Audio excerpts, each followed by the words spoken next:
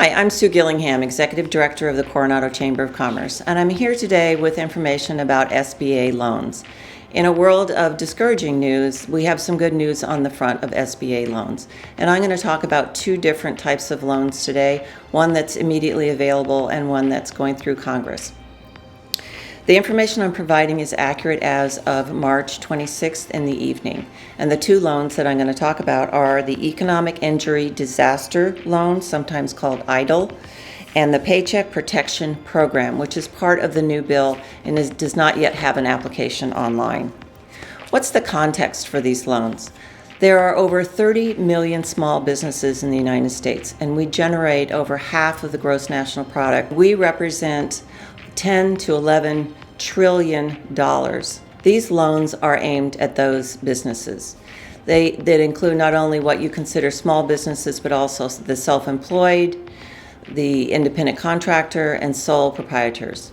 Who's not eligible? Well, briefly, religious organizations are not eligible unless they run a daycare center or a food bank or something of that nature. And also good news for the Chambers of Commerce and other 501c6 organizations, they are eligible for this loan. Okay, and the good news for businesses such as the Chamber of Commerce, which is a 501c6, we are eligible for loans in this area. Let's discuss that first loan. This is not your father's SBA loan anymore. There is unprecedented leeway in SBA loans, and the old rules are not necessarily in effect. The purpose of these loans is when a business is unable to meet its obligations and pay ordinary and necessary operating expenses. First and foremost, it's payroll. The government wants to help with payroll. It also covers fixed debt payments, accounts payable, extraordinary expenses caused by the disaster. But the loans do not replace lost revenue, lost profit, or fund expansion. The good news? Let's start with no fees or points. 3.75% interest, up to $2 million in working capital with up to 30 years to repay. If you're a nonprofit, interest is 2.75. And more good news, if approved by Congress and the President, payment is automatically deferred for 1 year. First payment will be due in 2021. Funding times after completing your application are 25 to 35 business days. Applications can be authorized based on a simple check of borrower's credit scores and not the traditional detailed credit evaluation. The requirement for the use of real estate as collateral has been waived. Even if you have a line of credit or ability to pay against your property, you are still eligible for the loan. Even if you have an existing SBA loan, you may still be eligible. And once you have filed for a particular amount, you can request additional funds later if they are required. So how do you apply? Do it online. There will be no physical customer service centers available. Number 1, application, SBA Form 5. Just go online, Google SBA Form 5, and there you have the application. Same for the other forms I'm going to list. Tax Information Authorization is an IRS Form 4506T. It requests a transcript of your tax return be given to the SBA for the applicant, for the principals, and for the affiliates. Next, your personal financial statement, which is SBA Form 413. The fourth form is a schedule of liabilities, SBA Form 2202. And the fifth item is complete copies of your most recent federal income tax return. Additional information may be required. If you are requested to provide information, please do so within 7 days. A complete copy including all schedules of the federal tax return of each principal owning 20% or more. You may be asked for your year-end profit and loss statement and balance sheet. And finally, SBA Form 1368, which is monthly sales figures. And again, all of these are very easily accessible online. I pulled them all up without any problem whatsoever. Who is not eligible?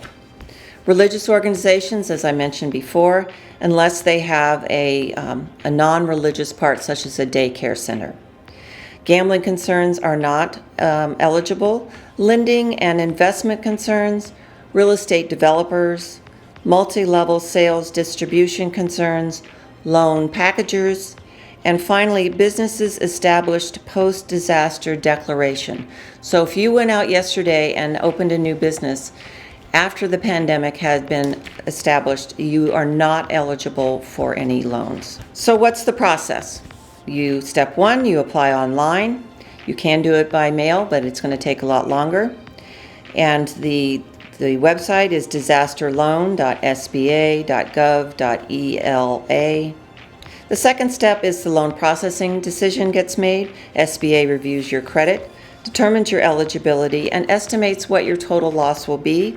Then they will work with you to ensure that all necessary information has been provided, and then make a recommendation to you on the loan amount and the next steps.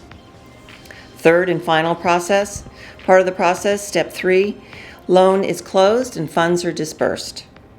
There'll be initial disbursement after you've signed the loan docs.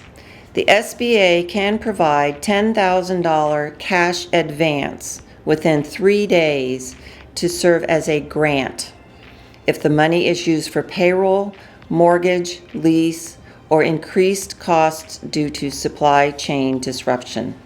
If your loan is more than $10,000, the remaining disbursement will occur later. So I want to emphasize a $10,000 cash advance within 3 days as a grant. That is not a loan, but a grant. Finally, a case manager will be assigned to you for future communication. The second program I want to talk about is still in the works. This is in the bill going through Congress. It is called the Paycheck Protection Program. The new bill contains $349 billion for small business loans with emphasis on funding payroll.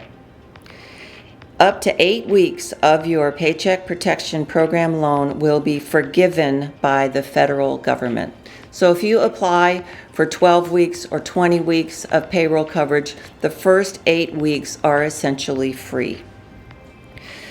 You must use PPP for payroll, but you can also apply for both loans. You cannot double dip and ask for the EIDL loan for payroll, but you can use it for fixed debts and accounts payable and other extraordinary costs caused by the pandemic. Again, the application is not yet available for this program. They're waiting for passage, but in the meantime, they are working on the application. It should be available as soon as the bill is passed. So back to the EIDL. If you apply for the EIDL and you are denied, you may still be available for the $10,000 grant. So go ahead and apply. There's no downside. If you have applied recently, let's say last Friday, and you've been turned down, apply again as the terms are changing. Finally, here are the SBA contacts: their website, their customer service center phone number, their email. But please be patient. Remember, there are 30 million small businesses, and the SBA added 1,000 employees in the last week. Finally, here are the contacts for the Chamber of Commerce. Stay informed. Things are changing rapidly. The Chamber will continue to push information out through Facebook, Instagram, and through our e-blasts. If you are not signed up for our e-blast, send me an email, sue@coronadochamber.com, and you will be added immediately. Here's also our phone number. We're here Monday through Friday, 9 to 5, and our website has a specific page for the coronavirus, and that's where we will be listing the most important new information. Thank you for listening, and this will be available on our website if you want to go through it slowly or if you've missed any information. If you have questions that aren't answered by my presentation and can't be easily found on the SBA page, please send me an email and I will do my best to get you your answers. Thank you and good luck.